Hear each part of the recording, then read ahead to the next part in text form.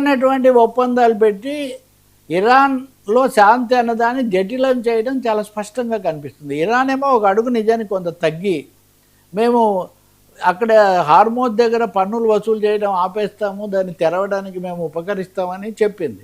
Israel ఏమో ఇప్పుడు హార్మోజ్లో కూడా వాళ్ళు షరతులు పెట్టి అక్కడ ఇంకా దూకుడు పెంచాలని చెప్పి వాళ్ళు చెప్తున్నారు. సో ఈ సమయంలో ఇజ్రాయెల్కి ఏం చెప్పకుండా ఇజ్రాయెల్ను గుర్తిస్తేనే మేము మీతో సంధికి వస్తామని చెప్పడం ద్వారా ట్రంప్ ఉద్దేశపూర్వకంగా ఈ ఉద్రిక్తత పెంచి ఇంకా ఈ ప్రతిష్టంభనను కొనసాగించాలి. సరే ఈ లోపల క్యూబా మీద ఎలాగో దాడి చేస్తూ ఉన్నారు, అక్కడ ఉక్రెయిన్ రష్యా ఇది కూడా పెరుగుతోంది. ఇలా అనేక చోట్ల ఈ హాట్స్పాట్స్ లోకల్ వార్స్ ఇంకా పెంచే కుట్ర ట్రంప్ చేస్తున్నట్టుగా స్పష్టంగా కనిపిస్తుంది. దీన్ని అరబ్ దేశాలు ఒప్పుకోవు. మన దేశం కూడా ఇద్దరితో సంబంధాలు ఉన్నటువంటి దేశమే.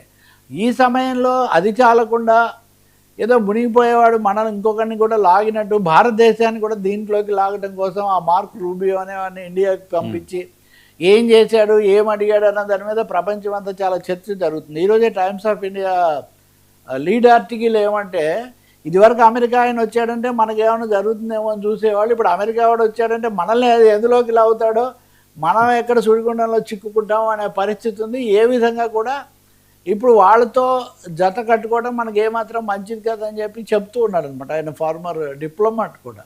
అందుకని చాలా కోణాల్లో జటిలం చేయడమే జరుగుతుంది. ఎంత జటిలమైందంటే పెట్రోల్ ధర ఇప్పటి 4 సార్లు పెంచారు. తాజాగా నిన్న ₹2.270 అట్లా పెంచారు. ఇది కాదు 28 రూపాయలు పెంచితే తప్ప కుదరదని ఇండియా టుడే వ్యాసం రాస్తుంది. ఒకేసారి 28 రూపాయలు పెంచుతారా, ఇంకో 2 దఫాలుగా పెంచుతారా అని తప్ప పెట్రోల్ ధరలు ఇంకా మండిపోవడం అనివార్యం అని అందరూ ఆందోళన పడుతుంటే స్వయంగా ఆర్థిక మంత్రి నిర్మలా సీతారామన్ ప్రకటన చేశారు, పెట్రోల్ ధరలే కాదు ఎరువుల ధరలు కూడా చాలా పెరిగిపోతాయి అని. సో ఒక విధంగా వాళ్ళతో ముడేసుకోవడం వల్ల మనకు దక్కింది, మన నెత్తి మీద పడింది ఏంటంటే పెట్రోల్ భారము, ఎరువుల భారము, ఇంకా అనేక రకాలైనటువంటి పరోక్షమైనవన్నీ కూడా పెరుగుతున్న పరిస్థితి కనిపిస్తుంది. ఈ సమయంలో ఎవరి రాజకీయాలు వాళ్ళు చేస్తున్నారు. ఇప్పుడు అమెరికా అధ్యక్షుడు చైనా వెళ్ళాడు, రష్యా అధ్యక్షుడు చైనా వెళ్ళాడు, ఇప్పుడు పాకిస్తాన్ నాయకులు చైనా వెళ్ళారు.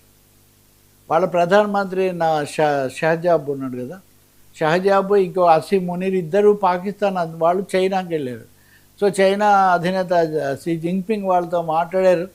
ఎట్టి పరిస్థితుల్లో Pakistan is our all weather friend, అంటే ఏది ఎలా అయినా అంతర్జాతీయ పరిస్థితి ఎట్లా పోయినా పాకిస్తాన్తో మటుకు మేము స్నేహంగా ఉంటామని చెప్పి చైనా అక్కడ వాళ్ళకు గట్టిగా హామీ ఇచ్చింది.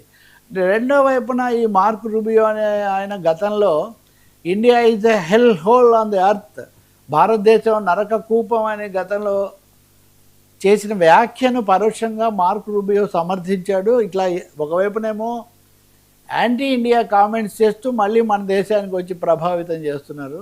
రెండో వైపున పాకిస్తాన్ను దువ్వుతూ వాళ్ళను ప్రకోపింపజేస్తూ ఉన్నారు. ఇది ఎలాంటి పరిణామాలకు దారితీస్తుంది అనేది ఒకటి ఉండగా, ఆసక్తికరమైనది ఏంటంటే ఇరాన్ వాళ్ళ మత నాయకుడు ముస్తఫా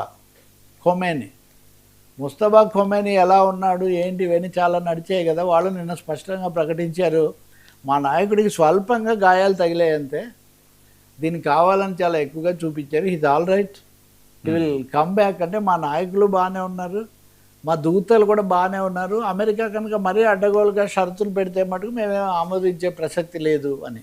కాబట్టి ట్రంప్ కావాలనే ఈ ఒప్పందం కుదరకుండా చేస్తున్నారేమో అనే ఒక సందేహం అయితే ఇప్పుడు కలుగుతుంది. ఇండియాతో సహా అందరూ ఒప్పందం కుదరాలి, హార్మోన్స్ తెరవాలనే కోరుకుంటున్నారు.